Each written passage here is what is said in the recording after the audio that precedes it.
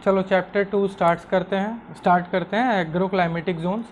Chapter 1 में हमने basic introduction पढ़ा था उत्तर प्रदेश के बारे में। उसमें हमने देखा था कि 9 एग्रो क्लाइमेटिक जोन्स होते हैं, तो आज उनके बारे में डिटेल्ड स्टडी करेंगे। So welcome to chapter 2 agro climatic zones UP only. देखो टोटल जो 9 क्लाइमेटिक जोन्स हैं उनके नाम हैं, एक तो Bhabar Terai, western plains, central western plains, south western plains, central plains, Bundelkhand area, north eastern, eastern और विंध्या रीजन। अब ये एग्रो क्लाइमेटिक जोन्स का मतलब क्या है? देखो एग्रो मतलब एग्रीकल्चर और क्लाइमेट तो चलो क्लियर ही है। तो एग्रीकल्चर के हिसाब से उत्तर प्रदेश को 9 क्लाइमेटिक जोन्स में डिवाइड किया हुआ है। सबसे पहला आपका आ जाता है भाबर और तेरई वाला एरिया। ये जो आपका पीलीभीत से लेके महाराजगंज और इधर का जो एरिया उत्तराखंड के आसपास का एरिया, ये भाबर और तेरई का एरिया होता है। इधर आपका ये नेपाल है, ये उत्तराखंड है।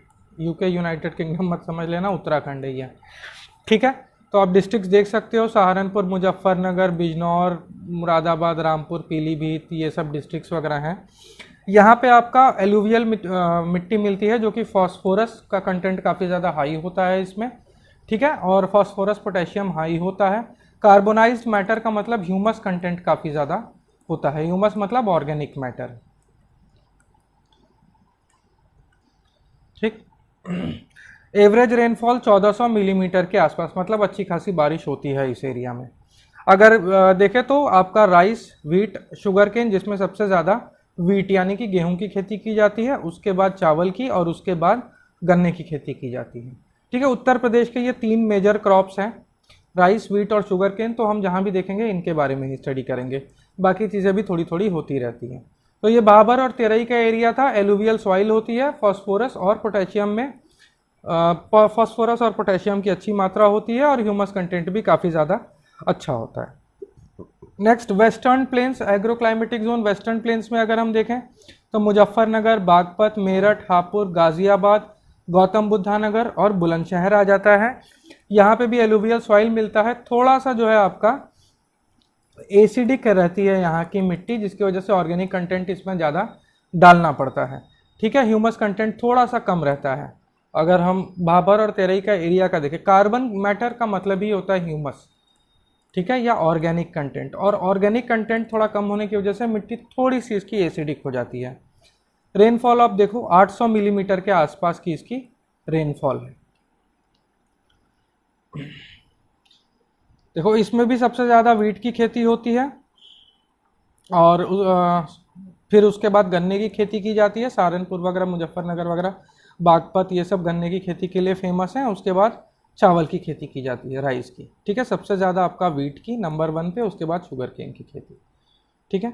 तीसरा देख लेते हैं मिड वेस्टर्न जोन में आपका अमरोहा, संबल, बदायूं, बरेली, कासगंज, ये एरिया आ जाता है। एलुवियल सॉइल ही है, ठीक है, सेम वेस्टर्न प्लेन्स की तरह ही है, क्योंकि अब वो तो वेस्टर्न हो गया, यही वेस्टर्न प्लेन जोन्स है, ठीक है। ह्यूमस कंटेंट वगैरह भी मिनिमम मीडियम होता है।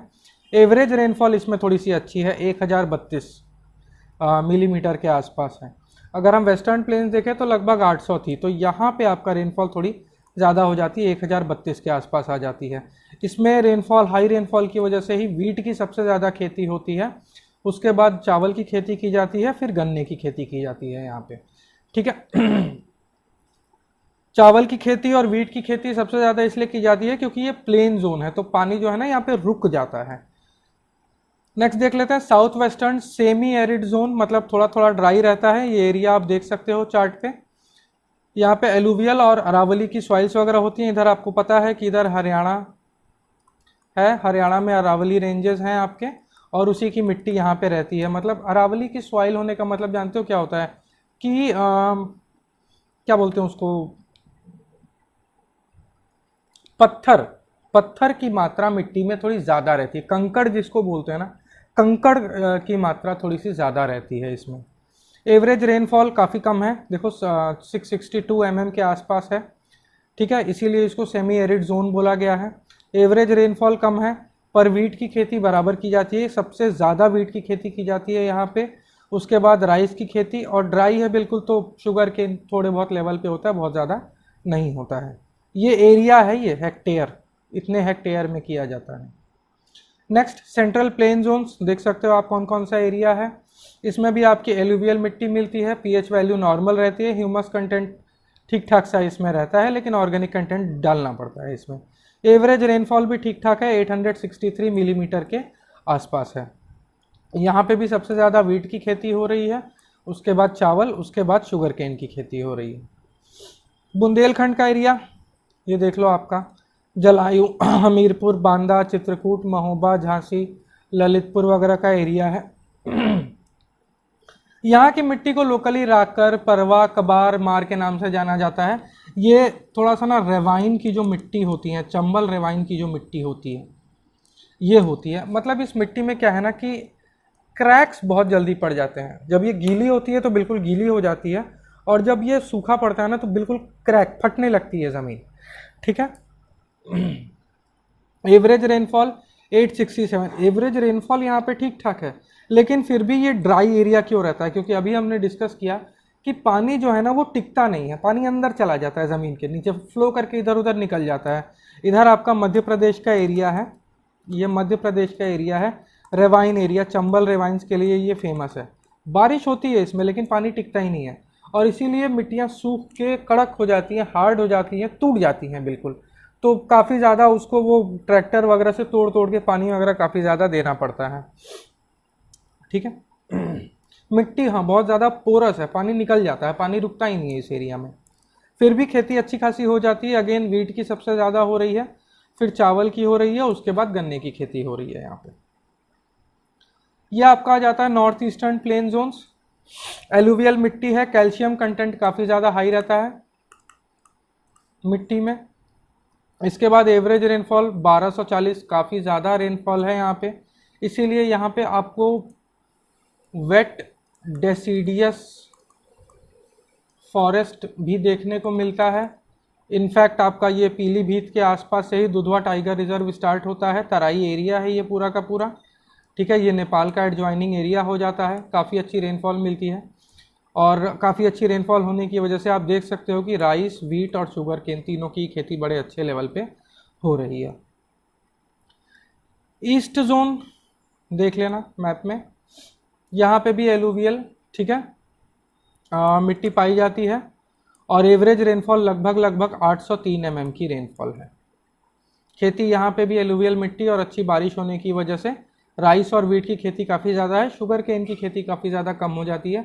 लेकिन यहाँ पे एक स्पेशल रीज़न ये है कि यहाँ पे जो खेती शुगर केन की कम हो रही है, पानी की वजह से कम नहीं हो रही है, बल्कि मैक्सिमम फार्मर्स गेहूँ और चावल उगाते हैं। ठीक है, क्लाइमेटिक रीजंस की वजह से गन्ने की खेती कम नहीं है यहाँ पे, not because of climatic reasons. Eastern का जो प्लेन जोन पड़ता है यहाँ पे, मतलब पहले से ये लोग चावल और गेहूँ ज़्यादा उगाते आए हैं। विंध्याचल रीजन आपको पता है, ये इलाहाबाद, मिर्ज़ापुर, सोनभद्र का रीजन हो जाता है। यहाँ की स्पेशल मिट्टी है रेड सॉइल, लाल मिट्टी जिसको बोलते हैं। ठीक है, और एवरेज रेनफॉल काफ़ी ज़्यादा अच्छी है, 1134 मिलीमीटर के आसपास की रेनफॉल है। और ये आपको पता ही है कि गंगा, यमुना, सरस्वती यहीं पे आके मिलती हैं। तो और मिर्ज़ापुर में तो आपको ये फॉल्स वगैरह भी देखने को मिलते हैं। ठीक है, झरने वगैरह देखने को मिलते हैं। तो काफ़ी घने पेड़ भी इधर देखने को मिलते हैं, घनी खेती भी देखने को मिलती है यहाँ पे, बारिश भी अच्छी खासी हो जाती है। पर खेती का स्तर यहाँ पे थोड़ा सा कम है। क्यों? क्योंकि मैं बता रहा हूँ ये ना, जैसे अब ये सोनभद्र, यहाँ पे माइनिंग ज़्यादा होती है, इन एरियाज़ में माइनिंग ज़्यादा होती है, इसलिए इंडस्ट्रियल एरिया, इंडस्ट्री की तरफ शिफ्ट ज़्यादा है ये। ठीक है, मिर्ज़ापुर में जोग्राफिकल टेरेन की वजह से, क्योंकि पहाड़ वहाड़ी काफ़ी ज़्यादा है तो वहाँ पे खेती नहीं हो पाती है। ठीक है, और इलाहाबाद मैक्सिमम आपका गंगा, यमुना, सरस्वती का फ्लड प्लेन है, तो इसकी वजह से आपको खेती यहाँ पे कम देखने को मिल रही है। रीज़न फिर से, सोनभद्र में माइनिंग ज़्यादा हो रही है, इसीलिए खेती कम है वहाँ पे। ठीक है, और इंडस्ट्रियल इस्टेब्लिशमेंट वगैरह है सोनभद्र में, जैसे ओबरा वगैरह की इकाई भी आप देख रहे हो। मिर्ज़ापुर वगैरह का ज्योग्राफिकल टेरेन ऐसा है, ऊपर नीचे पहाड़ वहाड़ ऐसे हैं। ये पूरे विंध्याचल रीजन की ही कहानी ऐसी है, जिसकी वजह से यहाँ पे एग्रीकल्चर के लिए खेती ज़मीन कम पड़ती है। ठीक है, तो ये आपके 9 एग्रो क्लाइमेटिक जोन्स थे, इनको देख लेना, इनको प्रिपेयर कर लेना। मेंस के पर्पज़ से बहुत इंपॉर्टेंट टॉपिक है। चैप्टर 2, चैप्टर 3 में हम रिवर्स के बारे में स्टडी करेंगे।